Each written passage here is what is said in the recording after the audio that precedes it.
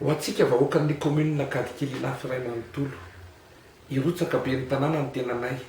amin'ny anaran'ny tsy miankina misy mitondra ny numéro 6 manana mpanolotsaina miaraka aminay koa zahay mitondra ny numéro 2 izay tarihan'ny tale efa nisotro vonono ranahary velo lalao eme misy ny vinam-piarahamonina izay ho apetrakay mandritra ny fataona ka ao anatin'izany ny commune tsara tatana, commune madio sy milamina, commune lavitry ny fitohanana fifamoivozana, commune manana tatsaha mahavelo tena indrindra ny tanora matsapa fa tompona andraikitra ary afaka mamokatra ho an'ny tenany. Mba hanatanteraka izany dia maro ireo tetikasa ho apetrakay ao anatin'izany ny fametrahana ny atao hoe